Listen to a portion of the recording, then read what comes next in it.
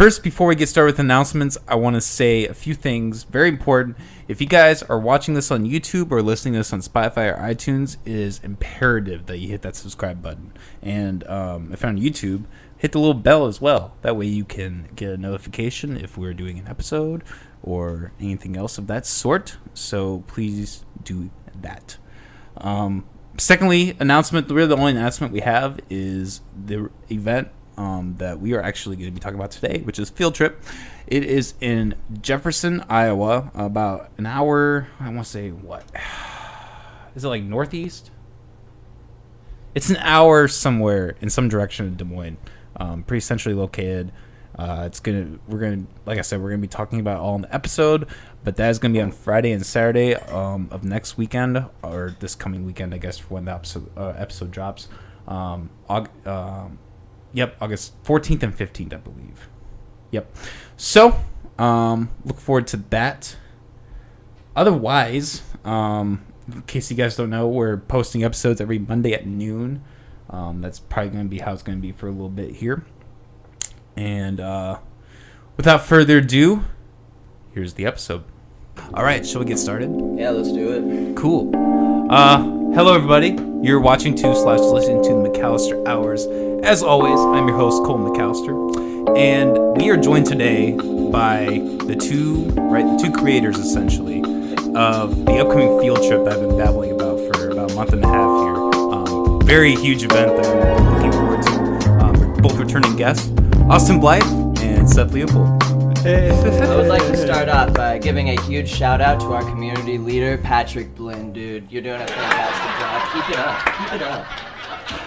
Hell yeah. So, I guess let me ask you that first. I guess before we start any of that, we have a. But yeah, so this is the updated list. So Freddie Todd, that's obviously Freddie Todd. He's a pretty big name, especially since Wakan has blown up over the last couple of years. Freddie Todd has really made a name for himself. He played at Wakan this year. I think he's played at 515 before, but I don't think... I want to say he hasn't had any solo sets here for at least like 3 or 4 years. He played a back-to-back at 515. But he is a really interesting artist. He's one of a kind. He has kind of a funky sound to him. Yeah, so he gets kind of funky. He really mixes his sets well. Like, when I listen to Freddie Todd at a festival, it's so different because his whole set just sounds like one song. Michael. His whole set just sounds like one song just perfectly flowing together. He really knows how to take a crowd in and take them on a journey. So he's a perfect headliner for what we're trying to do with Field Trip, honestly. I swear it doesn't get any tighter. No, these things... I got you. We'll figure this out. It's not McAllister Hours podcast without... Nope, we got it. We got working. Yep. The audio is what's most important, is what I always As long as you can hear me. Yeah, yep. Exactly. So yeah, the thing that has been most impressive for me in this whole thing being put together is your outreach. I mean, that really sucks that those West Coast artists fell through, but considering what's happening over there with the pandemic, for real, it is understandable. Yeah, it's a whole different story. They were both from LA. So they're in a pretty big hot zone. There's a lot going on the West Coast right now. So I mean, I can't really blame them. And we picked up a few good people instead. And they were homies too, so it was nice to make this a true homie fest. We pick up Quite Possibly. That's our homie Devin. He's out from Denver. He's been doing some big things out there. Has some releases with Mystic Grizzly. Honestly, should be bigger than what he is. So I'm really excited to have him back out. And Mythic Rogue. That's another homie that's also out from Denver. He lived in Dubuque originally. They both came out for a Sunday night get down last year sometime, and I met him, and like we hit it off. We were just out on the lounge smoking blunts and shit. It was a good time. They couldn't take anything back with them because they were getting on a flight, so we were just like, it was like the artists showed up and they smoked us up. So I mean, it's really nice to give back to them and bring them on and bring on the homies for something like this. Hell yeah. The other one that we added was Cosmic Anarchy. He's good friends with Reston Pierce and Levitation Jones. He's coming down because he's ready to play. He's ready to play a set, and they don't have much going on. I think they're from Florida, so that's another hot zone. So they don't have much going on out there. So it's exciting to get some of these artists who haven't been around before, and some of the artists who have been, especially since they're the homies. It really just gives the festival a whole different vibe. And it wasn't quite like that with Bad Habit and Yoha's, but it was nice having somebody new who hasn't been to Iowa before, but now that we added these guys, I feel like it gives him more of a homie, more of a family vibe, and they said that too. I think like quite possibly put on his contract, he didn't put like show or event or anything. He put family gathering. Okay. And that's like a really good way to explain what we're doing here. All these people, like I know pretty much all of these people personally. I've worked with most of them. I haven't worked with Freddie Todd, but I've been in like contact with all of them and touch base with all of them, and they're all some really good people. So I'm excited to have the lineup that we had. It sucks that we had some fallouts, but I mean, it's fate. They lined up well this way. Well, yeah, it's music, and I think anybody that's professional minded is able to, maybe put that past them. The hip hop on the beach, that especially looks fucking lit. I mean, that's probably what I know more in terms of those local. Drowned Hero, he's fucking great. D-Wavy's good. G7, Lolo, D-Lo, hell yeah. Yeah, and the Finesse crew, I think that's part of D-Wavy's crew too. Yeah, so they're Finesse. Yeah, no, I'm excited to have them.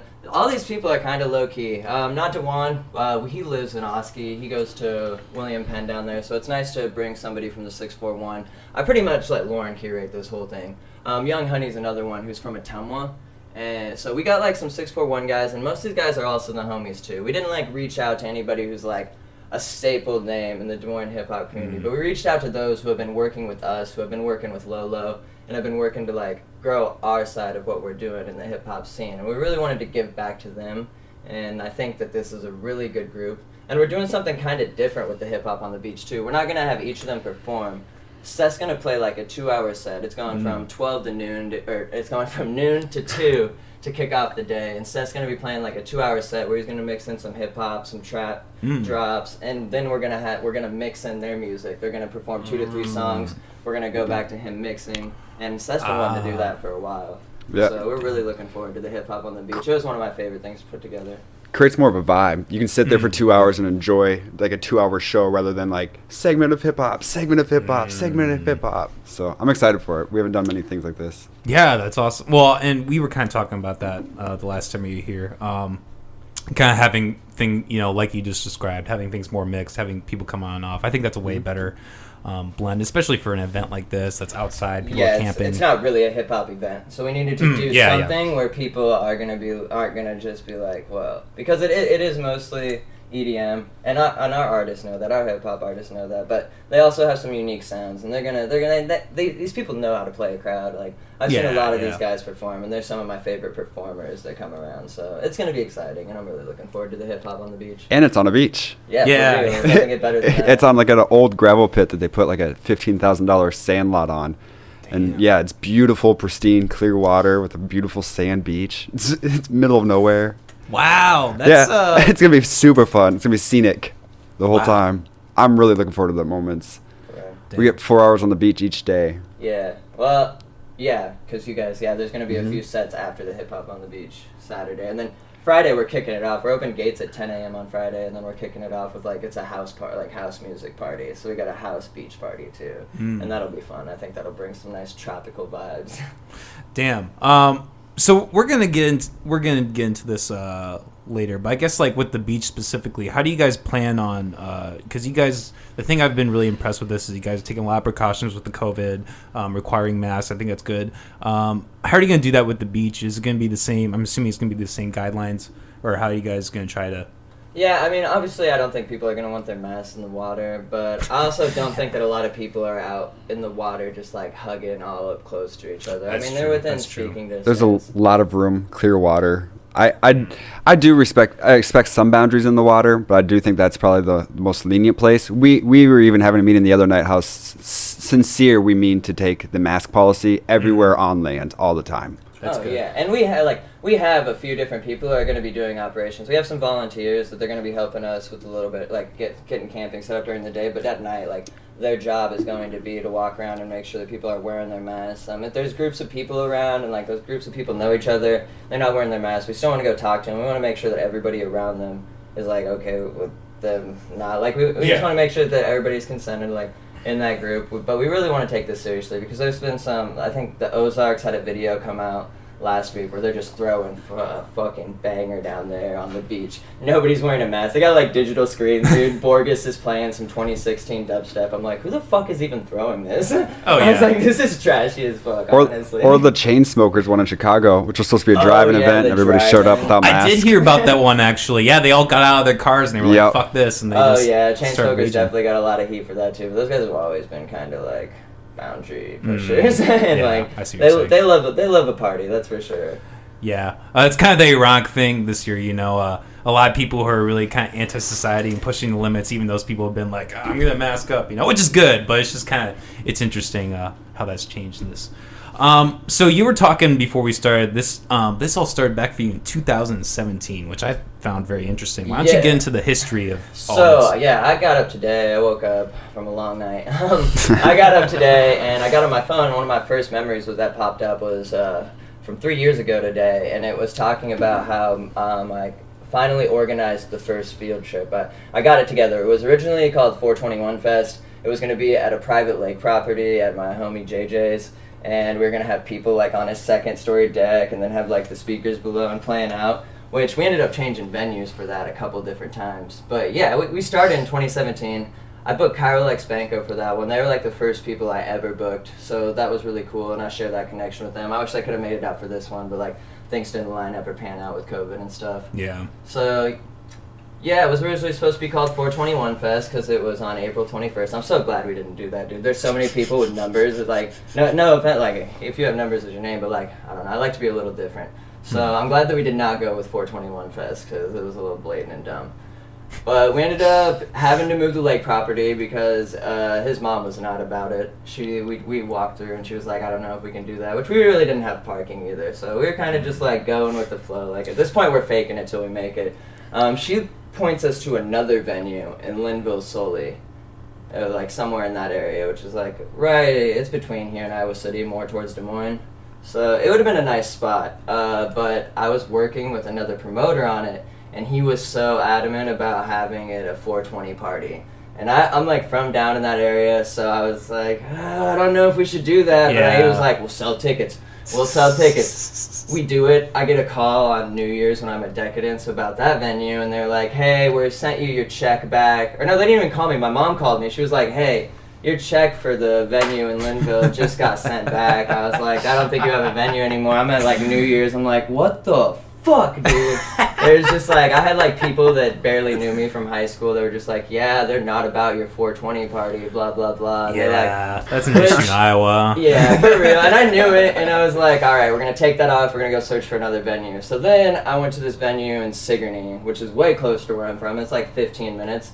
I went to their fairgrounds. I've been to a few weddings that they had in this little like dance hall. So I went and I met with them and I booked that out, and they let me pay right up front. So I was able to do that, and it was able to go all night. And I honestly got away with a lot more than I would have in Linville, I think, this way. But yeah, that led up to me having like a bunch of different meetings. I had an LLC at the time. I got a liquor license. I had to meet with the city council and the sheriffs 3 times. The third time they ended up turning down my liquor license, so then I had to I had somebody that was a bar like that was gonna come in and sell liquor too. I wasn't even gonna be selling liquor myself. So then we had to have BYOB. Yeah. And I mean, like, nothing too bad happened. My girlfriend now, she got arrested on the way. She was smoking a little weed. Yeah, the only cop station like in Keokuk County was in Sigourney, so they like, I don't know, they were just like towing cars, being dicks, dude. They knew what was coming. They didn't bother us at the venue too much, which was nice. But yeah, it was definitely a trip. The first field trip was something. And I haven't had one since then because I wanted it to be something more. I wanted it to be special. I wanted to do a camping fest. I kind of threw that together, and I wasn't disappointed because I had a great time, made some awesome connections. It was like my first big event. But I'm definitely way more impressed with how we're handling this field trip. It's camping, which is great. Yep. The venue is beautiful, and we can go all night. We have 2 stages. We have a lot of my homies, whether like my national artist homies who are coming in again, or all the locals. I have a personal connection with most of the locals, if not all of them. So it's nice to actually get all the friends together to do something like this that's special, especially in a time where we don't have this opportunity. I think that's one of the coolest things too, is like some people may hate on it, but like the people who love it, love it and will stand behind us. We're not forcing anyone to go. Yep. We haven't even been promoting. I haven't been promoting. If you couldn't tell, if you look at the field trip shit, like, I haven't even been promoting this event because I'm like, I'm trying to be respectful. I know there's people who have issues with this, and I'm trying not to step on their toes. I'm trying to, if you know about this and you go, you're going to be special. This event's going to be special. If you don't want to go, you don't feel safe, please don't come. But, like, we're doing a lot. I bought 500 masks, dude. I have, like, I bought sanitizer wipes. I'm going to be wiping down different things, like the urinals, and, like, in between sets, we're going to be wiping down all the equipment for the artists. And all artists have to wear masks, too. Interesting. So we're making sure that all the artists are taken care of on all stages. We're going to be doing that. I'm trying to think of some other cool stuff. But honestly, my thoughts are anything that's worthwhile, you're going to get haters, you're going to get lovers. That's like something that's worth doing. And I know this is a decisive topic, but like he's saying, people will stay home. But the people who have confessed the reasons for going or their excitement for going are so, it's not that they're like addicted to a drug or addicted to partying or anything. They need this soul treatment. There's something special that happens in these places. If you ever went to like a childhood camp and then you went again and again and again and again every year, like there's something special that happens in a place like this. And that I think we're saving lives by doing this. I don't think we could have our community, all of us in one piece, survive the winter without a little bit of bonding somewhere in this summer.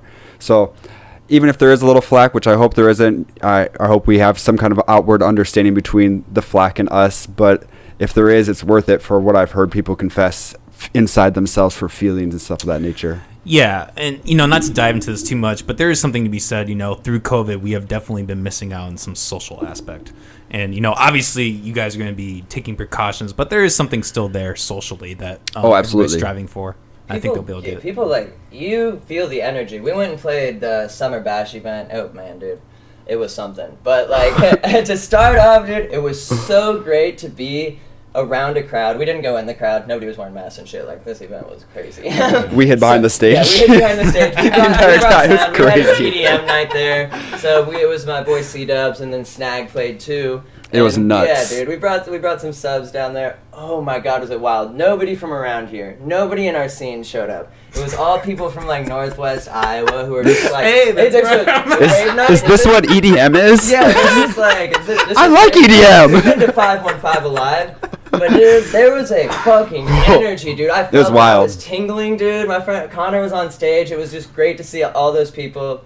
I mean, it wasn't great to see them not masked up or social distance, but I mean, that's they didn't even survive his 2-hour set. Yeah, dude. They got so wild up in his 2-hour set that by halfway, you could tell anybody who hadn't drank the last 2 months. They were passing out literally like there. Falling over we were like going out. Like, we it was like, my turn. We were like, are you okay? And she was like, it looked like she was trying to get off the table, but she didn't move. She just like hit the ground. And it wasn't a normal table. It was like a 4-foot table. We were like, are you all right? And she's like, it's one of those big ass wooden stools. You get a piece, not PCP, or is, no.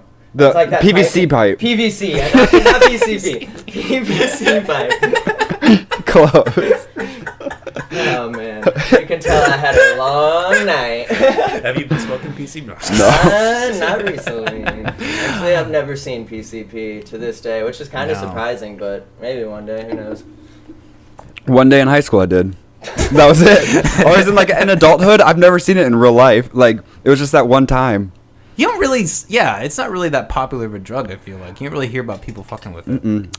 I played soccer on it. Oh, God. Says high school soccer coach right now. I was like, God fucking damn it. No, it explained this game. We actually did really well.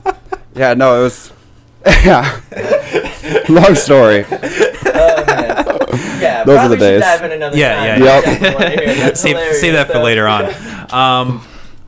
But Seth, how'd you describe it? He was the creator of Field Trip, and you were kind of the stepdad.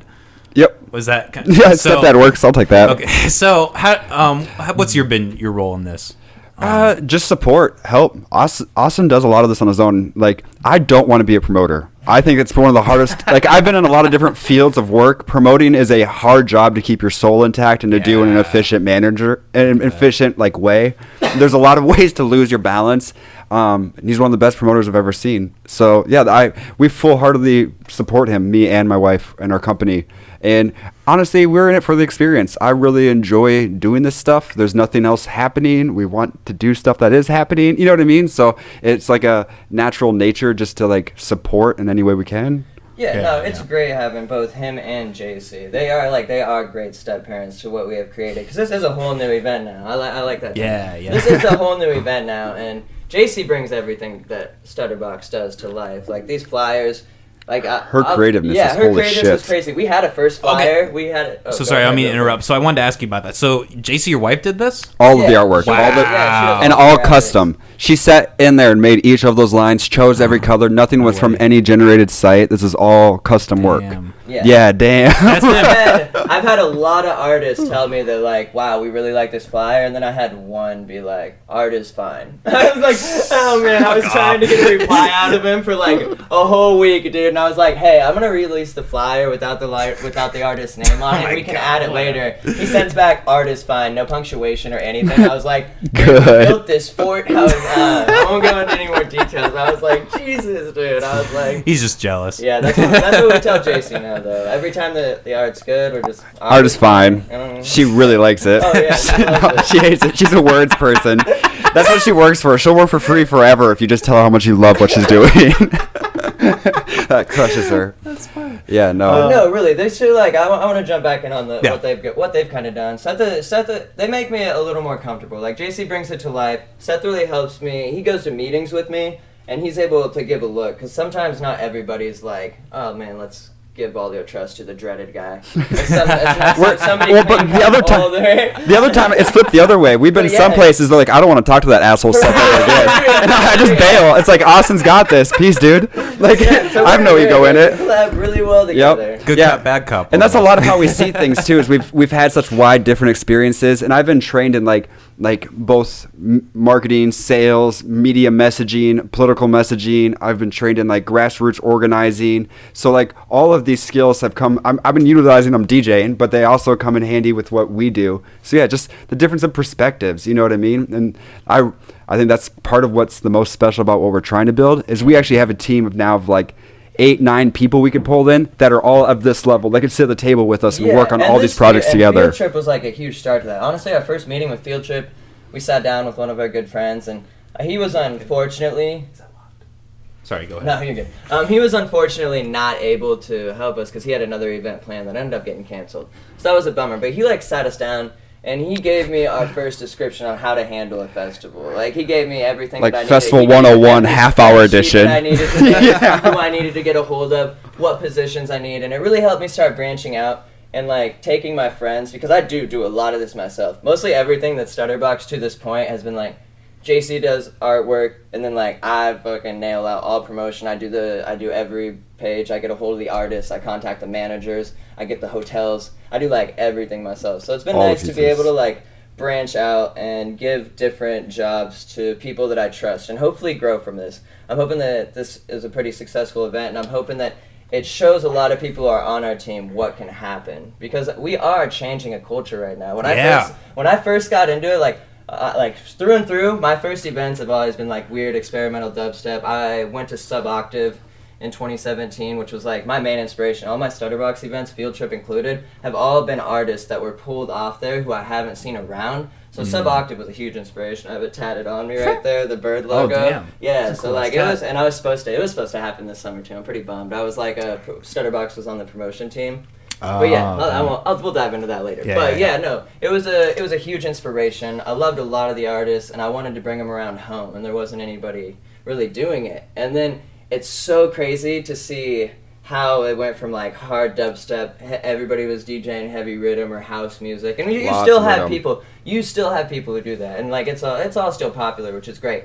But the culture really changed when we started putting on these, people like to consider them local shows. We started putting on these underground shows. We went by the slogan "Heart of the Underground" for a little bit. I think it's tacky though. We don't go by that anymore, dude. But we really did a thing to Iowa, and people love coming to Iowa. I've been to a lot of crazy shows where artists, the passion's here. They might not get the biggest show. They might, Chicago, like, I've had artists who travel in from Chicago. I've been at shows where artists played in Chicago the night before, and then they come to one of our events, or Dan had some great events. I think DMVU is the one that stuck out in my mind. He was like, don't tell Chicago guys, but Iowa has my heart or something like that. It was great because there's so much passion here. And even with what Dan's done with Cosmic Kingdom, like he threw Cosmos too. That was like a huge breakthrough in experimental music in Iowa, I feel like. And that introduced a lot of people. And then what he's done with Cosmic Kingdom and stuff like that, like he deserves all the credit for making it what it is. And then I feel like that we deserve a lot of credit for like actually cultivating that scene and bringing it up to the level that it's at now, because there's so many people who have like transitioned into a whole different sound because of what we've been throwing, what we've been doing. And there's people who've popped up and popped back out into the scene. I know like some of our homies have popped out. They didn't produce for a couple of years. They've taken some time off, but they see like what the scene's turning into and how we've helped it expand and progress, and they're popping back in, and some of them are going to start performing again, and some of them making music again. So like it's really cool to see that kind of stuff too. Well, what I see from my perspective is I do see not only like the growth, but there's actually there is a middle ground of culture inside of our scene starting to happen, and some level of like high level of accountability, some social accountability finally, where before a lot of this was centered around partying. So even if you really like this, you couldn't go there and enjoy the music, and that's where we lost. After your party years, you would like lose the scene. I see what you're saying. A lot of what I see now, and like words have changed. Like I know they're also culturalized from like the nation, but like fam and stuff have like that's the last few years of that. Those kind of like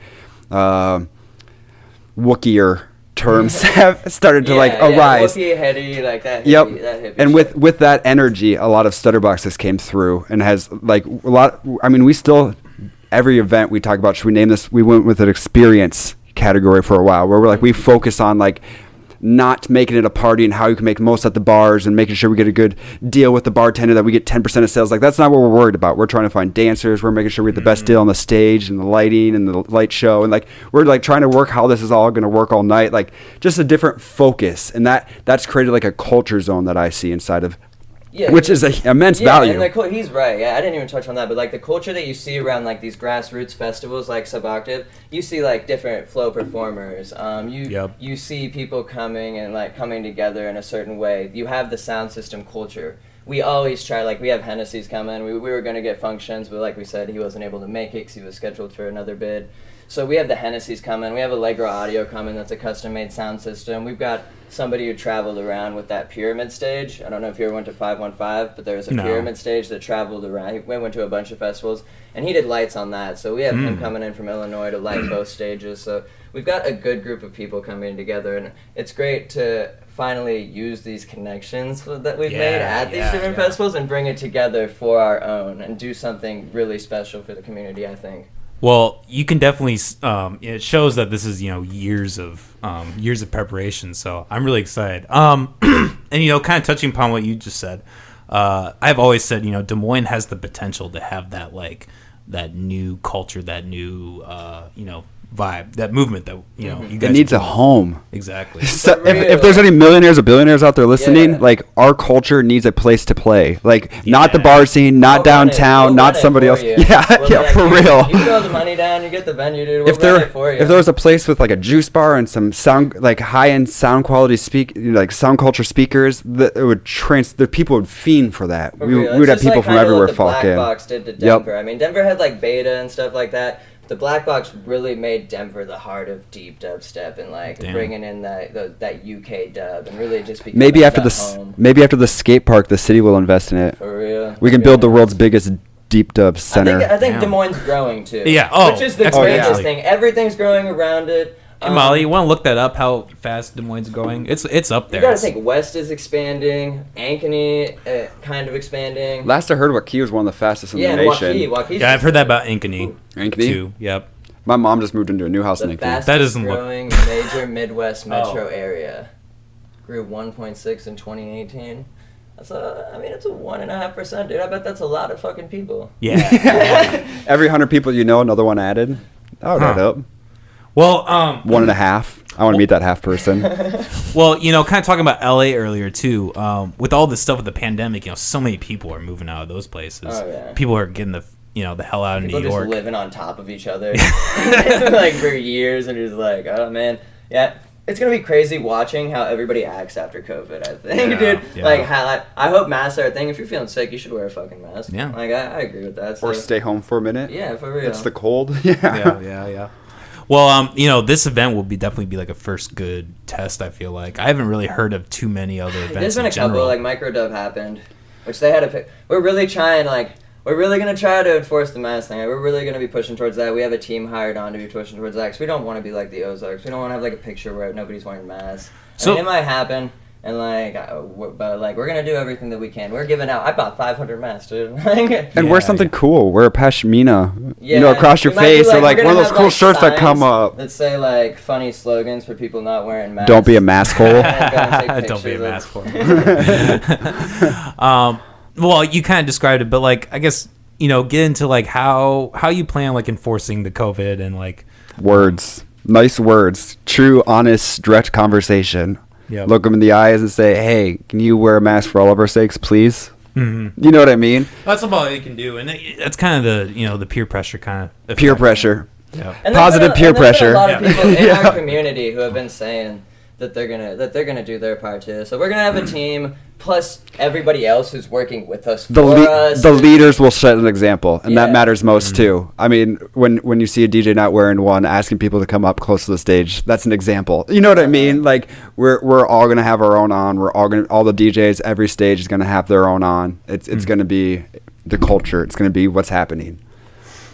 What about the rappers? Are they gonna be wearing them while they're rapping, or? They're not gonna be able to be around anyone. we have the sanitizer wipes, so every microphone that will be used when it's transferred will be wiped. Oh yeah, between okay. every set. And no matter what, we have the beach party, the DJs and the performers will be in a separate area than the dancers. We won't allow close contact, and it's the same with like the stages. They're up on a stage in a way, but the beach area too will have. No matter what, I'm not going to lay out details. No matter what, we're going to have a zone where the DJ and performers are. Come and find out. Yeah, buy a ticket. But yeah, so we do intend to. And if anybody brings up something like, "Hey, this doesn't make sense. This seems really bad," we can fix it. This isn't like a huge $1 million masterpiece that we're like awestruck it's happening. It's like, move the shit. You know what I mean? Like, pick it up, help me. This is gonna be. We have what did they say? I think it was like 100 acres. It's 100 acres out there. We're using a smaller portion of it, but like our camping stretches out. When we're doing 200 people in our GA camping, that stretches. We could 10 times this and not have to like beef up anything we're doing. Yeah, we are going out with paint. Me and Seth will be out there like Tuesday on. We're gonna have our little paint rollers. We're gonna be painting certain squares. So we're gonna paint alleyways and like squares where every tent site is. So when I used to go to Christian rock hardcore festivals when I was like in my teens, my parents would let me go. Right, but no, they always camp together. That was probably the good part. But they would paint all the sections, so there was no like debauchery or supposed to be happening. You know what I mean? And everybody would have like their zone. So we intend to do the same thing. Is like you can declare your campsite, and then if you want one tent in, if you want 3 tents, like you can like if there's groups who do want to be camped together. It's all about communication. If you want to combine your 2 spots together and you 2 say that, I don't care. I just want somebody to be able to say like, this is my safe space. You know what I mean? Like we're going to provide that if you want that. Yep. If that makes sense. Well, it sounds like you guys are prepared and like I said, very knowledgeable about everything that's happening, and it's in mind. I really appreciate that. I'm sure a lot of people do. And I've really been watching. I've really been seeing how the scene handled it all summer. I did not think I'd be in a position where I'd be doing this. No. Just like the way that I was and the opportunities that we have. Like I couldn't pass up an opportunity like this. Yeah, if you want to believe in like a fate strike, like if somebody pitches you a slow pitch ball and you're not supposed to swing at it, so something say like don't swing. You know what I mean? Like this thing was just like landed so sweet and everything just like within a month and a half we planned an entire festival. Yeah, for real. Like 515 takes a year, and they need to. That's what it takes. It'd be scary because festivals are large and they draw a lot of people, but this one's we get to keep it small on purpose. People that show up to the Blue Moose on a good night than we're going to be at this festival. Woolies is almost double the size of how many people are going to be at this festival. Right. It's an outdoor festival. This is going to be I don't want to say easily managed festival, but it's not going to be the most difficult managed festival because of the capacity and because of how everything is set up. The hardest part is going to be the lack of, and I'm going to be honest, just because I know our scene is watching, everybody should be aware. The hardest part is that we haven't been partying and we don't have our use limits built, and we don't have our strengths up to par. You know what I mean? So we're gonna come in thinking we're on a varsity team, maybe batting on a JV level. So you know what I mean? Yeah. It might get ugly for that reason. Because of the last event that happened there are going to be there is going no to be liquor. a police squad there. Oh, yeah, wow. they're going to be there for dude. But we talked to them. They're awesome. Yeah, no, it's That's great. Good. They're bringing an ambulance too. Oh, so okay. not only is it going to be, it's going to be like 2 to 4 police officers. And they're staying in the spots we dictate them. They're moving in the routes we ask them to. Like, they're not going to go through campsites. They're not going through cars. They're not searching individuals. They're not helping people. We're the first line of help. We deliver them to the police if it's necessary. That type of thing. And we don't want anything to happen like Nope. at the Iowa Chili event. There was some shit, like the headlines for that were pretty scary. And like we had to go down there, we met with them, we went down with our safety guidelines, like I think of my main points were the safety of the attendees, but also the accountability of the attendees. If somebody's being a fucking douchebag, or somebody can't handle themselves, or somebody's out here disrespecting women, and like doing some real fuck shit, we're gonna kick them out. Immediately. Immediately. End of question. That's lucky for them. Yeah, we'll cut your band and you're going to get the fuck off the premise. Like, I don't have any problems letting you know. For real, that's what, people were showing back up to that party that just went to the hospital. From drinking too much. Be let back in, dude. Your band's getting cut. Your ass is getting thrown out. Yep. I hope there might be cops down the road. And we changed the rules too. It allowed us to, seeing like bad things are happening, but they do allow rules that make things better. Like, I don't like alcohol. I don't like liquor. There's going to be no liquor there. Mm-hmm. You can bring, I think, a 24-pack to last you all weekend or something like that. Yeah, case 30. We're going to let it up to 30 drinks for one person. Okay. Which, like 15 drinks a day, that's pretty solid, I think. But that makes it not at a drinking event. You know what I mean? Don't come here with the intention of getting sloshed. That's not what's going to be happening. So no liquor. No liquor. Okay. Yep. Of any sorts. No plastic bottles, no little bottles, no glass bottles, no shooters. You fill up your water bottle, I'm going to shower you in it. Like, no liquor. No liquor. No, and it's like you've touched on before, with how like a lot of the music just seems to be tied to the bar scene. It is really good to be taking these steps to be like, yes, it's fun to have some drinks, but it's good to separate the two. Yeah, I drank last night and I feel like fucking shit, dude. Yeah, Don't drink. right. Well, and drinking does a lot space for really bad acts to happen. Especially like we're responsible for 400 adults. I know everybody's responsible for themselves, and I'm not claiming responsibility over anybody. Like note out loud. But I do take it out upon myself when I'm hosting something like this with him that we are responsible for everybody there and my best effort, and I don't want dudes that I don't know getting super sloshed with even the women I do know, or let alone I don't know. You know what I mean? With all this land of Rome and stuff. No, it was a great idea to. That's just. It's not the spot. It's not a bar. You can't check the bathrooms. You know what I mean? Like, there's nowhere to know. I want an article after our event that's just like field trip, fucking amazing, beautiful people. The cop promised us. Yeah, he did. He said if His it words. went well, that he would write it himself. He would write it himself. Wow. Like, all right. We're gonna hold you to that. Everybody, be on your best behavior, please. Don't get sloshed. Don't go to the hospital. Don't fight. Don't fight.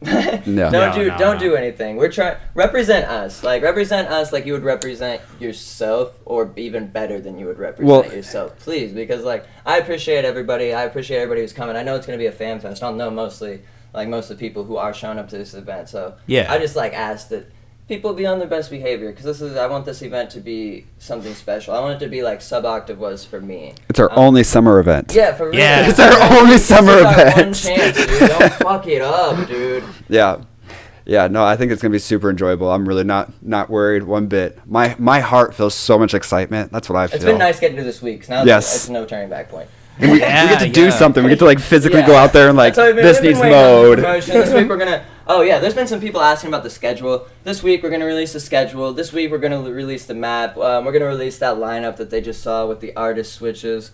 And again, that was a conscientious decision to not step on people's toes who are scared. We respect people's feelings enough that we didn't want to like layer this over the top of them. You know what I mean? With them having more anxiety. I know how anxiety feels. I know how depression feels. One sponsored post, but right at the beginning when shit was mild and everybody was like, all right, when Cosmic Kingdom was still happening, posted. Dance Festopia was like, we're fucking happening. I was like, oh yeah, you are Dance Fest, totally. So we made like one sponsored post, but ever since then, I've been mild, been chill. But now we're going to get all the information out, the maps, all that. Yeah, we're going to get the information out. I think that people will see it. Hopefully they buy some tickets. I would grab your tickets online. We're going to try not to sell tickets at the door. Yeah, I would really love not to sell tickets at the door. I'm not one of those cashless people. It just makes it easier on us. Huge. Eventbrite. Yeah. And it's going to be a little more expensive at the door anyway than it is right now. I don't know the exact prices, and I'm not about to like look it up or anything. But yeah, it's gonna be a little more expensive. I think we should make it more expensive just being cash there. Yeah, for real. And I don't know. It's just like, and then you have to trust people, which yeah, the hard part's gonna be up at front, and his wife's gonna be up at front. For the hard part's the storage of the money. For real. I don't want to be liable for a camper worth $15,000. Yeah, for real. No, thank you. Yeah, losing that, Jesus Christ. Yep. But no, I think you guys are gonna, or it's gonna be a great show. Are you coming out? I really hope to. Good. We're gonna talk about this after the. Cool. But I've been talking to some people, and we're maybe working some things. So. Hell yeah. But anyways, so you were kind of talking about earlier with the artists. There were some of them that dropped because of the COVID. What other challenges have you guys faced in setting this all up with everything going on right now? As amicably as it seemed like it's been going. It's most of the pieces are cheaper and easier to find right now. Nothing's moving. Okay. We know all the pieces are. Everybody that's in this culture, especially when they own stuff or like deep as involved as we are, is because of their heart, not because of any abuse or like things like that. Or not abuse, but you know what I mean. Any like other mischievous need, like they're here because this is what their soul is telling them to do. Yeah, so those pieces came together. I would say the hardest part has been like deciding how to conscientiously do this for everybody's feelings. It's a dilemma. I'm not making it like anybody who's really asked us. I just give them the COVID guidelines. We're at a point right now where like if you're gonna hate me because of it, like so I'm not like letting personal feelings get involved. Like I don't need to explain myself to anyone. Like Soundhaven had an issue where G. Jones, real big artist, one of Bass Nectar's proteges. One of his proteges. G. Jones is great. Love his music. I've always loved him. He's one of my top 5 artists for sure. But he was just like, can't believe Soundhaven is happening. Took it to a personal level. And the guy that runs it, super fucking nice dude. Just all about broke his heart. Love and focus. He's done so much for that community. Sacred Hive, dude. They're a great ass company out there. I went to Soundhaven last year. Beautifully ran great. The people that run it are great. They know what they're doing, and they've really built that culture out in Tennessee. And G. Jones ate him alive, made him feel bad, dude. I can only imagine what he was going through. G. Jones ever comes at me, dude, that motherfucker, better be ready, dude. He'll never forget my name. Like, because I feel bad for him. He let it get a little personal. He had people attacking him, and, like, we didn't want that. And that's why it's been we've just been tiptoeing around it. I've had some friends who said some nasty shit, dude, that I'm just like, especially as of late, dude. This week was something, dude. I had a friend, I don't even consider her a friend, though, really, so whatever. Damn. As you do anything worthwhile, it causes pressure around you, and you start seeing the colors of things. That's it's true. That's the narrative of life. I was like, oh, shit, dude. I was like, damn, that's how it is? All right. You know, I can relate, in me, not to get to me, but in me doing this podcast, there are definitely people that have I've even had in the show or whatever, and you kind of get to that point where you're working and grinding, and other people don't like it, and they, slowly fall away. They move themselves away.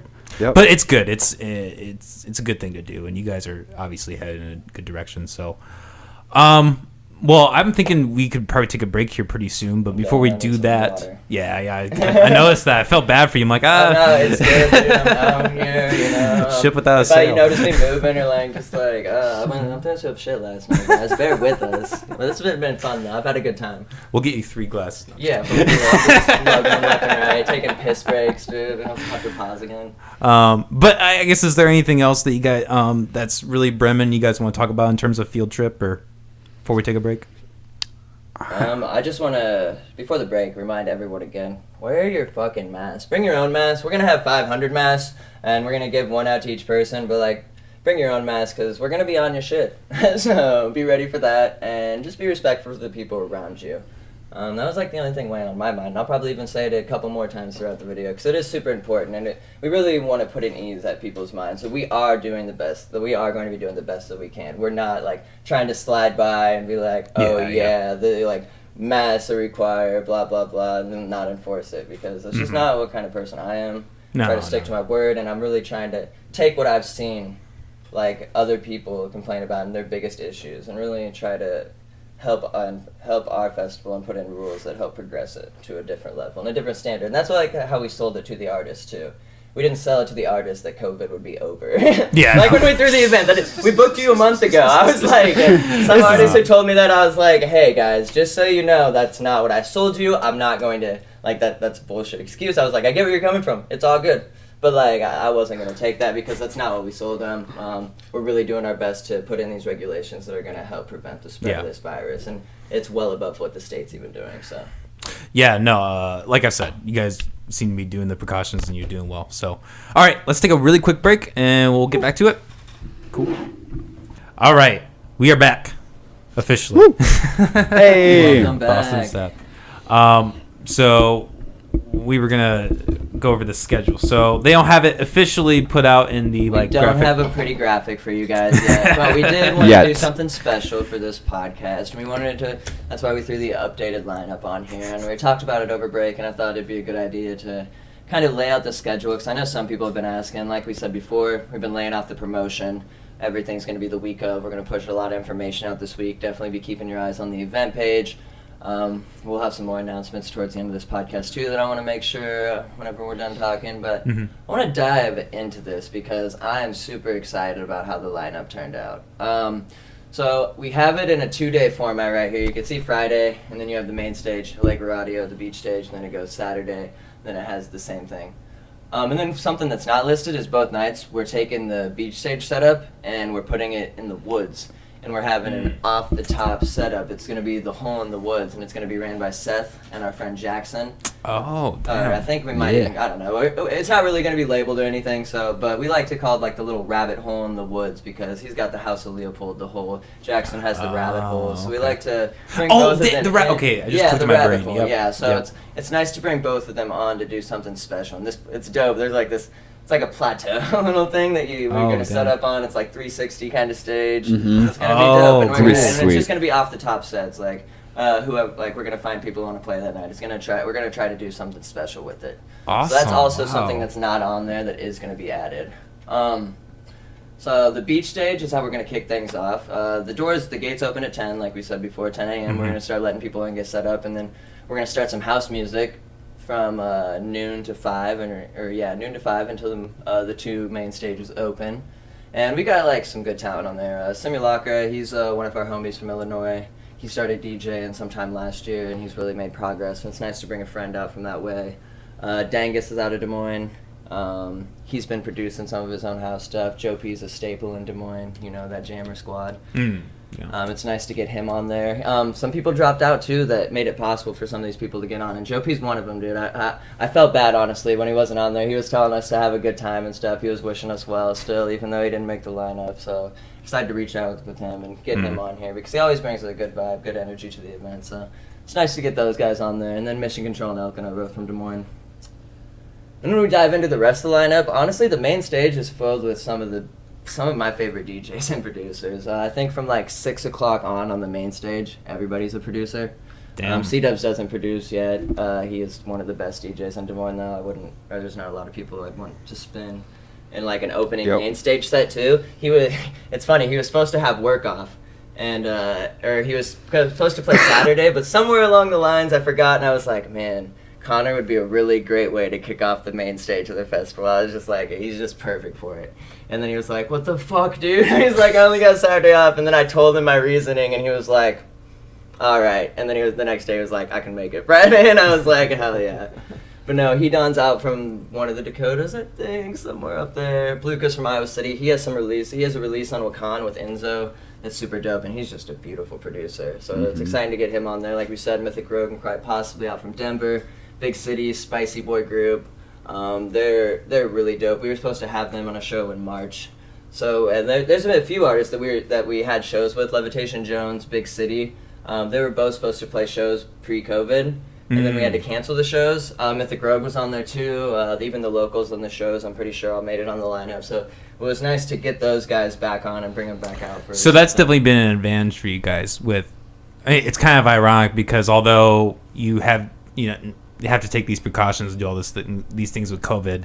At the same time, you said you got things for cheaper, able to get these artists that are dropping out. So, we've done a good job. Like, it's nice because a lot of these people are homies and they're like willing to help us out. We're willing to work together to put on something that's special. And they know, I think everybody who's came through knows that we do what we can. We hook our artists up. We bring like our best hospitality to the table. Like, we are doing what I can for these artists, and they know that, and that's why they're willing to come out and do something like this. And they're all itching, like they all miss it, and we're creating a safe environment for them all. And the people who stayed on all understand that. And I've had personal talks with most of them this week that are like, yeah, dude, we know that you're doing the best that you can, and we trust you, and we know that you've always done us well before. So it's nice to be working with artists who are like that, and we have this mutual trust and bond. Yeah. Well, shit. I'm excited. This is going to be a fun time. Oh, yeah. Dude, even just looking at the list, it's like, man, dude. Yeah, I'm taking it all in. So, I mean, obviously there's a lot of variants, I'm sure. But, like, is there anything that's, like, popular that these guys are, like, people who maybe not know, like, a lot about EDM? Yeah, or so dance? it's definitely, it's weird deep bass festival for the most part. We have a little bit of everything when it comes to, like, the locals. Like, the first day we have the house party. There's definitely a house artist on here. We've got one. I think we only have one techno artist this time, but he does a good job, Staffa. And then I'm trying to see, we got some heavy dubstep too. Like Brethren, they play some heavy dubstep. We got hip hop and Jersey. Oh yeah, exactly. Yeah, we got the sack trap. Or yeah, it's supposed to be Jersey set. Sack's playing a Jersey set. Two Pieces playing a trap set. Blythe Boys are playing a trap set. So the beach state's gonna be fun that day too. We've got a little bit of everything for everyone, and then when it comes to our headliners, they produce like some weird bass, weird trap, deep bass, like Wakan style, deep, dark, and dangerous. These guys go all over the place, but the great thing about them is they're all producing fucking solid music, and a lot of the locals are producing solid music too. Like Saturday, we got Sound Trooper on the main stage. He's been producing really well. He has a release with what the fuck is Subdoctor's label? I don't remember off the top of my head. Shows how much I know. But yeah, he had a release on a bigger label that Subdoctor runs, and that's really cool. And then we have Medicine Place closing down the main stage. We got Mixed Mind playing right after the Secret Set. I can't believe I didn't even touch on the Secret Set. I'm not going to tell you guys anything, but if you know, you know. Like, it's going to be tight.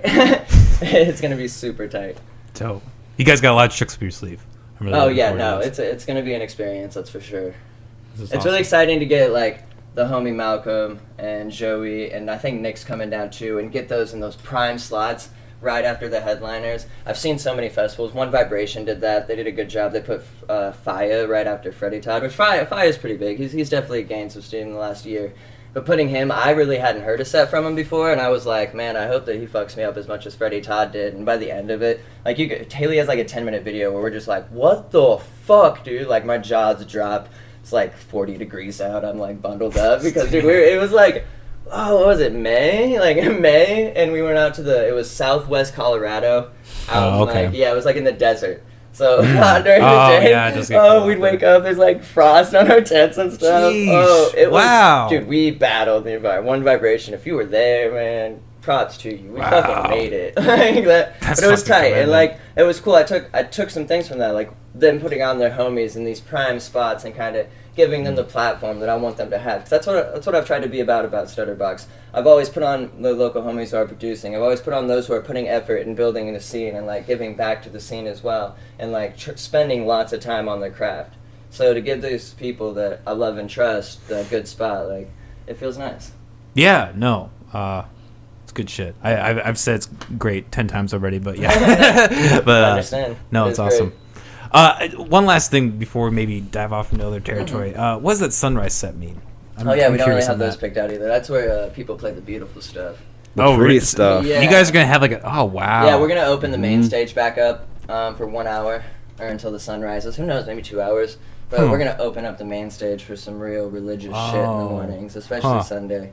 I'm hoping. I saw Levitation Jones play a Soundhaven morning set. The cops tried coming and shutting it down because they said the people at church were annoyed, dude. He was crying. It was sad. We were sitting there talking to him. He was so sad because he built up a set or whatever. He had Haley crying. Haley was like, oh. And then they finally were just like, fuck the cops, dude. And they let him play it. So I'm hoping Lev, rises to the occasion and gives us one of those beautiful Sunday morning sunrise sets to send us off. That's cool. Just really quick random tangent. I actually lived next to a church for a hot minute when I was living in South Dakota. Oh my God, waking up at Sunday morning, and I worked at the bar late, so I'd be like getting off late at night. Like, no fucking respect, man. Church. My dad's a Baptist pastor in Watch here. Okay. Yeah. I think I mentioned that last time. No, I'm like, no disrespect, but like, not as somebody that doesn't go to church, that was pretty annoying to wake up to. Maybe that's the point of the bells. Yeah, for real. Get your ass Ring some noise in you heathens. They were just Hear this, Jesus, Sunday morning. You were at the point where they're just like leaving you messages, weird subliminal messages on their poster on board. the billboard. Actually, I had that billboard, the one on the interstate, I-35 coming from Ankeny. One time when I was dealing with some haunted stuff. So you're driving from Ankeny, it's on the east side of there. There's a big billboard. JC will back me up. It said, "Hey, don't go home tonight." And then it kept scrolling or whatever. We get home, and that was like the night we had to deal with a paranormal activity thing. Weird. I know. But it's talking about the weird church billboard showing you shit. Crazy? Yeah, and why would Jesus talk to me? Somebody's out there pissed right now. Jesus did not talk to him. No, there's no way he did that. Yeah, no, I don't believe it either, honestly. I know what I experienced. It was weird. Who paid for that billboard? Yeah, they got me. The timing was incredulous. Did you hear about that Flatbush Zombies billboard that they bought in Colorado? Yep. That was good marketing. Randomly post this billboard and hope it fucking works. And then it got shared 1.2 million times. Oh, yeah. I think it released a little while ago, too, so now that it's getting shared again, it's like, no, it's double the work. I would kill to book Flatbush Zombie. Fuck yeah. So last time they played here, that outdoor event? The outdoor event. Yeah. You guys have both seen them? I've really just I've never seen them this year. My girlfriend listened to them, started listening. I don't know if she did, but I was like, oh, these guys fuck, dude. Yeah. It's pretty good.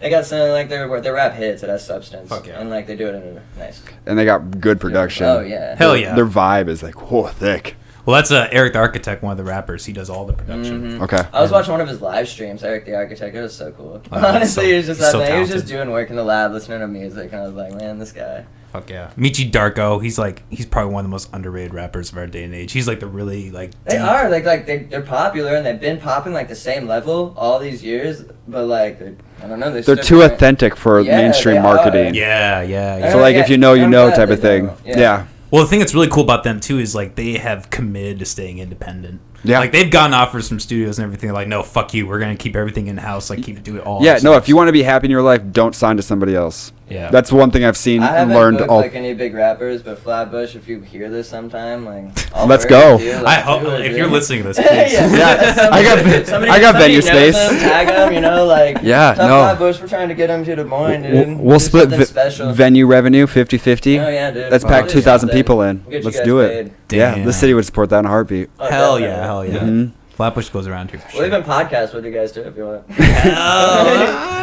Yeah, no, I do have hopes that we get into hip hop. I like any kind of bass. And I do love sound culture music and deep bass and stuff like that. But being on a hip hop stage as a turntablist, there's so much culture there, and it's such a different vibe, and there's so much space for me. I don't know, it's special. So I would love to get farther and farther. It'd be nice to cultivate and progress the hip hop scene to a point where people are more accepting of it. Yeah, exactly. That's a huge problem. Reculturize it. Yeah, no, it went through some very fondled hands over the last decade, I believe. And that's how I feel. And I think if somebody responsibly brought it forward and pushed it heavy, I think that pop in the city. But the difference is the cost. When you book a headlining EDM artist, you're talking want to come to Iowa, dude. No, that's 10 times as much. 3 times. 3 times. 10, 15 times as much. Yeah, unless no, easy. Trying to route a tour and just make a little extra bank, That's it. They want to drop 30K. Yeah, and even the intermediate ground. Once you start popping on SoundCloud, there is no intermediate cost. It's crazy. Yeah. It's crazy to bring through one rap. Song, it's just we're paying for that one song for sure. There's 15K. Yeah. It's like Drew Mill of America, This is where this shit's at. Shit. We've been going for a while. It's been some fun times. Oh no, I'm sorry. You had a story you wanted to tell. Oh, should I lay into Verizon? Yes. I've had Verizon forever, but I'm pissed at them right now. Okay. So we came here too early. It was an hour and a half too early because I'm still just waking up. I got out of the shower when you texted me. Yep. So I went to Verizon. My iPhone has shitted out and it won't connect. I think I got a virus on my iPhone. I was searching conspiracies and I think I stumbled into a spot where they said, no, you can't share videos, you can't record, you can't communicate. Because I can make a phone call to you, but I can't. My speaker button won't it won't go anything, and I can't even do it out loud on my speaker. When I take videos, my phone freezes. If I do get the video launched, it won't take audio. I found a video, watched it, everything changed after that moment. And there's no such thing online as an iPhone virus, so there's no way to fix it. Anyway, so I'm trying to get a new iPhone. So I go online, I go on their app, and everything is about COVID and how you have to buy it on there. And they're like, you have these amazing deals. All you have to do is view them. And I'm like, where the fuck do I find these amazing deals? Like, the UI of this interface is shit. And so I stop today at the place. I've been dealing with this like 2-3 days. I stop at Verizon store on by Merle Hay. Don't go there. Fuck them. I go up. The lady on nice was super nice. She like met me. I wearing my mask. She's wearing her mask. She's like, what's your problem? And I was like, I think I need a new phone. I didn't go into details because nobody believes the conspiracy theory about a virus. So I was just like, my phone shit out. I need a new phone. But I really want to do this online. I want to like see like my deals, the ones I get texted about. But like, it just brings me to your app. I can't find where they're at. She's like, yeah, somebody will help you inside. I'll bring you in right now. There's so much people waiting. So I go in, start talking to this guy. His name's Marvin, something like that. I remember an M. Fuck him today. I hope he has a good rest of his life. But he was very rude to me. And first thing he asked is for my ID. And I was like, yo, I don't have my wallet. I was kind of just on the way passing through. I'm just wondering if you can help me with my app. I need help. And he's like, nope, can't help you. And like, we're already over by the desk. And I was like, okay. And I was like, can I ask you anything? He's like, nope. Wow. And I was like, wow, you are so turned off to me already. I was like, I haven't done anything. Why are you being rude? And he's like, oh, no, you're going to be rude to me? He's like, you're going to walk across the street to AT&T and start a new phone? I was like, what are you talking about? I was like, I'm looking for a deal on my phone. If they save me $500 on an iPhone, of course I will. Like, I'm not going to stay with Verizon, which has the same reception in the city, if they're going to save me money. I'm asking how to save money so I can buy shit through you. And he's like, now you're swearing. I was like, oh my God. So I turned around and walked back to the door where they're all ganged up, and he walks over, and then like literally like I don't very often feel like intimidated, like a gang culture, you know what I mean? Like, but they all stood around me. Like, they were sitting there, and then they also like circled around me, and they kept saying we would have the same answers he would. And I was like, who's the manager? And they're like, we would have the same answers. And so I'm like, looking at their tags, like I feel like Karen. I'm not even like trying to be. And I'm like, okay, so you're the manager. How do you have the same answers as him? He's like, well, I am the manager. And I was like, okay, how do I access this on my phone? He's like, you can't, to be on a computer. And I was like, what do you mean? He's like, you have to go on the app on a computer. I was like, the app on I don't understand what that means. I don't have apps on my computer. He's like, just access the website. I go home to the website. It's not even there. You can't find it on there. I still haven't found it. I'm still very frustrated by that. I can't upgrade my phone. But anyways, yeah. Why? So I walk out, and then here's the best part. So I walk out, and I'm cooling off. I never get that. I wasn't heated. I didn't yell or swear or anything. I was just like, this is fucking stupid. But it's been COVID, so I'm like kind of getting used to it. Yeah. So I walk out, and I'm like, I'm going to write something online about this. This is that stupid that like people of Google should know. So I like walk back in. I was like, what was that manager's name? So I walk up to the manager that comes out, and he like tries hiding his badge. And I'm like, okay, what's the other guy's name? He's like, Jay. And I was like, his name wasn't Jay. It was like Marvin or Melvin or something. He's like, nope, Jay. He's like, Jay's work here. I was like, you're the manager, Devin? And he's like, he slides down his hand. I was like, I'm on TV. And I walk away. I was like, what the hell is happening? So yeah, go on Google review and you'll see my review. You can literally see how baffled I was. I was like, what the fuck did I just experience inside this Verizon store? 1 star, bitch. The next time we mob at Merle, dude, what the fuck? Riots, dude, we taking over Verizon. And then I waited for 45 minutes until I came here. My phone doesn't make calls, so I'm sitting there with my Beats Bluetooth headphones on, which are very nice and play good music, listening to the callback thing, the in my Beats headphones, because that's the only way I can fucking talk to a representative. They didn't answer. 45 minutes, nobody fucking answered. So yeah, that's what I did before coming here. Wrote a Google review, tried contacting Verizon. I still have a shit iPhone, but I've never switched companies, and that's what I'm worried about. Is I know they. So if I go to another company, I'm gonna need to like ID myself and like start on a whole new contract, and they make you pay the deposits and stuff. So like I want to stay with Verizon, but I don't want to spend $900 on a phone. I want to spend like $500. That's weird, dude. I never got asked for my ID. I feel like I've never got asked for my ID. Usually just match up your social or something, or right? social, or you have like my PIN code, or like ask my like username online, or my eye color.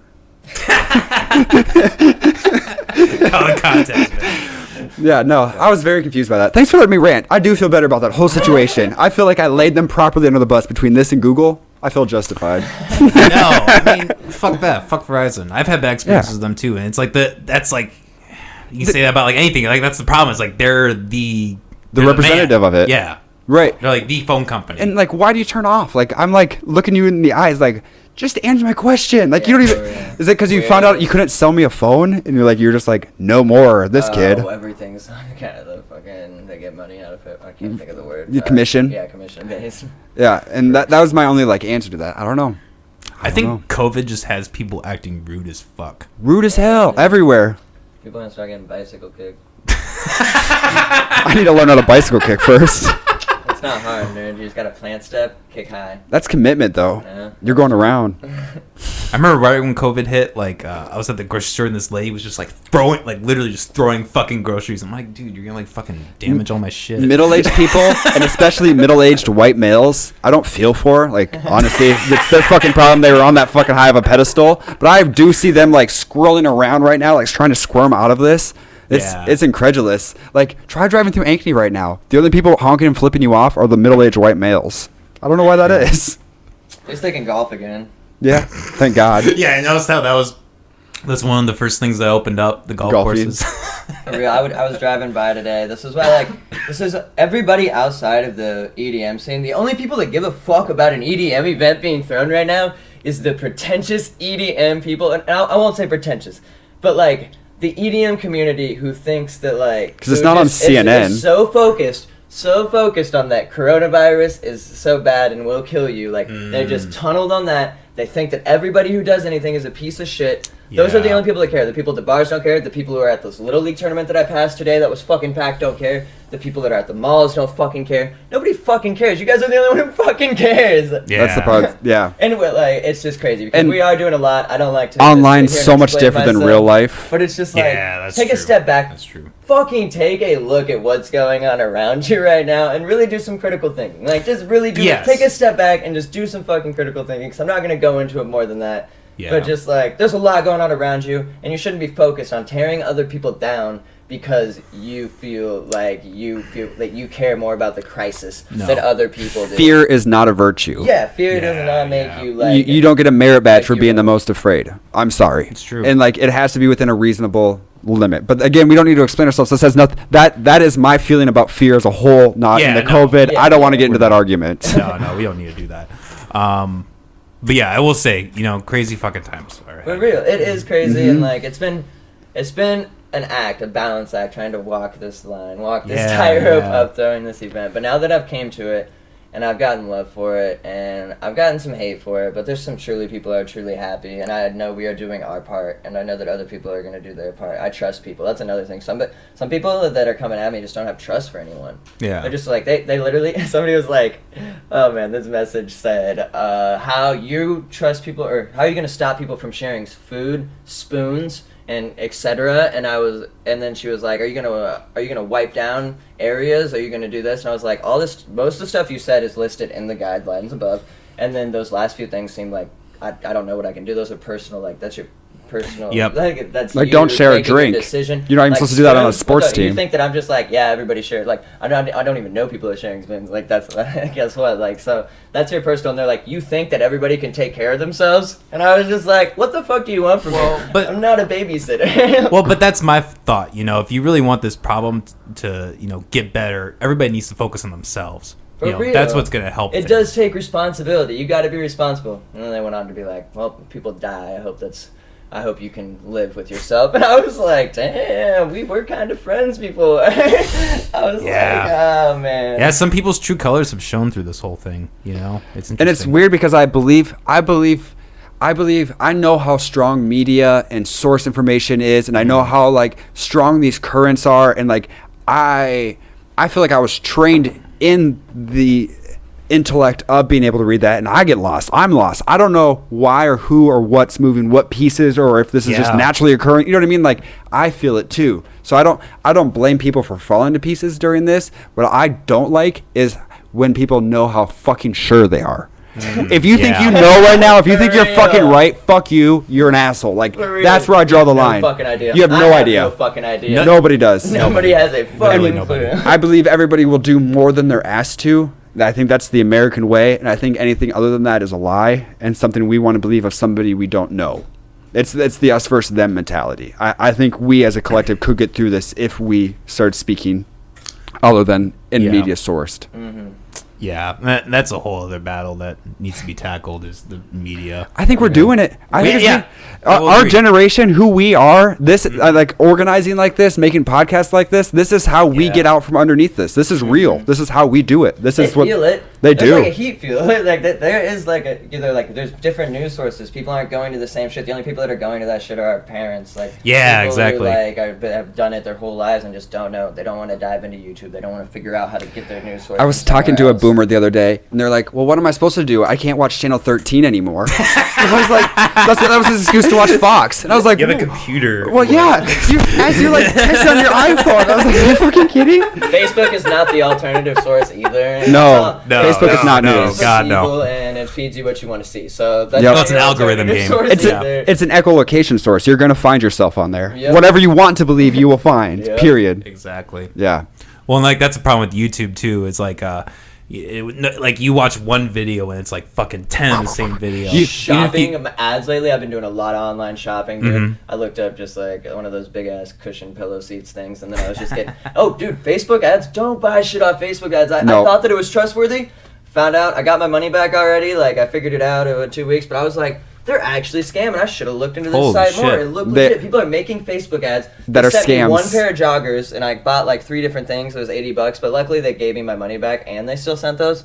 So it was cool that it got refunded because I put in the notice. But like, yeah, dude, they're fake sites. You can't contact them. I figured out they're like they have one. This company had an Instagram, and I've noticed that I just go look at their contact form. If there's not a phone number on there, and it just like it says give me your name and email and shit, don't buy it. Because they're not gonna get back a hold of you. So I've been targeted with Boy Scout abuse ads. I've seen like a couple times. No, and like I have to be like a key demographic because I can't open up my Instagram without, and they have so many different ads. It's such a well done fucking campaign without a different like little boy looking like he's hiding in a corner with a grown up, and it's like, what the fuck?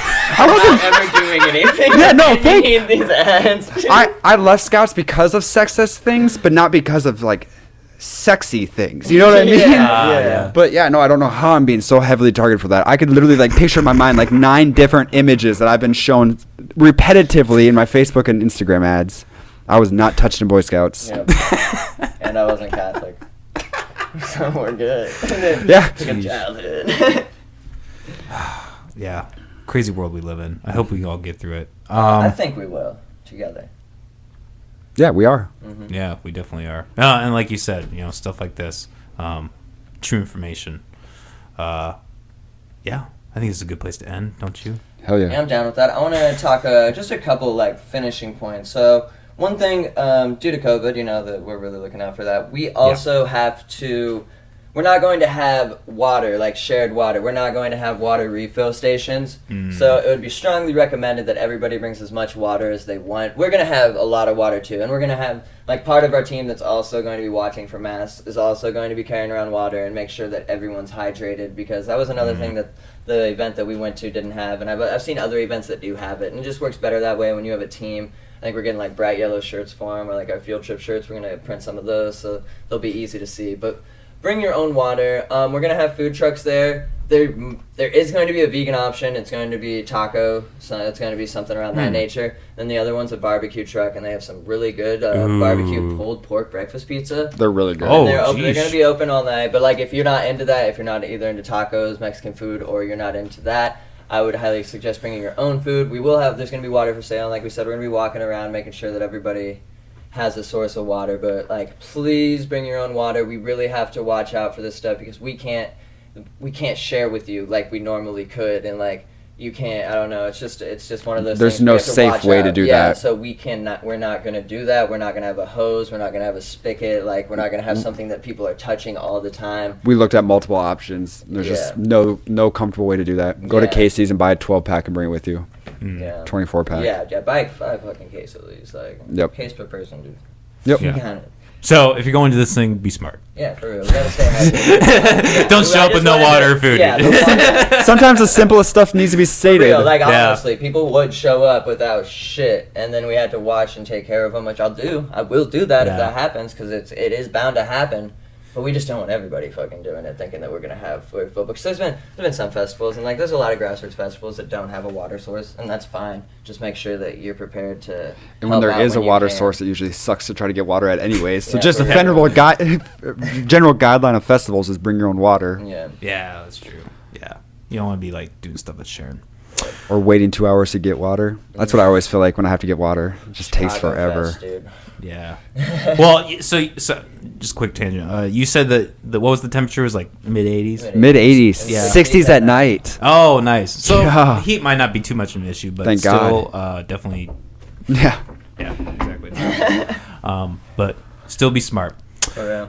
All right. It's been a great episode with you guys. It's been a hell of a time. Pleasure. Have fun. Everybody, buy your tickets now. Field Buy 'em trip. online. They're on Eventbrite. You can get them either. We have links on our Instagram page. Go follow our Instagram, please. Hell We yeah, have hell links yeah. on our Facebook. We'll have it on our Stutterbox pages too. Pretty much anything that has to do with Stutterbox or House Leopold, you can find them on. Go to Eventbrite. Look up Field Trip 2020. Tickets are going to be cheaper now than they will be at the door. So if you want to grab yours online and just secure your ticket, who knows? Like, I feel like a lot of people are waiting to see if this happens. So right now, we're at the point, like, we're at the last week of, we're going to be pushing a lot of information out. People are going to be like, we put out a little bit of information here and there, let them know it keeps going, but this will be the link, the week that we just submitted. Yeah, and just so it's said, this isn't canceling. Yeah, Even if every headliner backed off, we have all the locals. This is happening. Yeah, this is going to happen. And We have local medic I know that support, we're local going to police have, support. Yeah, we're going to have, most of these people are like, I made sure I made a post and I was like, hey, if you guys back out after this point, I will live podcast for 4 hours at the worst case scenario. Hey, mostly everybody's wearing their masks. Yeah, there you go. What was it? August 14th and 15th? Yes, sir. Right. The gates open at 10 a.m. on Friday. Get there. We're gonna try. It'd be nice to get everybody in Friday. So Hell yeah. get everybody there and situated and ready for a good weekend. Yes. Get there. Get to it. It's gonna be a fun time. I'm really excited. Stay tuned. Next week we're gonna have Unity on the show. He's a local motivational speaker and overall eccentric character. So that's gonna be really interesting. Thank you guys for all listening and watching. You guys all have a good weekend. Please show up to this fucking thing. Yeah, this is gonna be fun. I think it's gonna be special, and you're gonna think of it as a special moment too. It's gonna be one of those. So if you're there, you're there, and it's for mostly Iowa locals. This is for our fans. This is for the people that we love the most, and we want to get back to. So please come out. Yeah. Potentially the high point of the show. This is probably the best. This is the best event that I've ever. Yeah, it might be the festival of the summer. Definitely the best event I've ever organized. So if that's, I think that's saying something. We curated something special here, and I firmly believe that everybody that shows up is going to have a good time. Hell yeah. I'm looking forward to it. All right, we've already been going for too long. Let's end this. All right, everybody. Peace out. Have a good one. Hello, everybody. Thanks for tuning in. It's been a great episode with Austin Blythe and Seth Leopold as they unveiled their field trip. Everybody, please come check that out. It's going to be a hell of a time. I'm really looking forward to it. There's going to be a lot of local talent. It's, like I said, it's probably going to be the best event in the year, period. So check that out. Check that out, please. Otherwise, as always, like, subscribe. If you're on YouTube, hit the little bell. Smash that like button. Share the shit out of it. If you are on iTunes or Google or Apple, feel free to give a follow. Listen to any of our plenty of our other content. We got live episodes in the mix. So hope everybody's been having a good day, a good time, and y'all keep it real. Peace.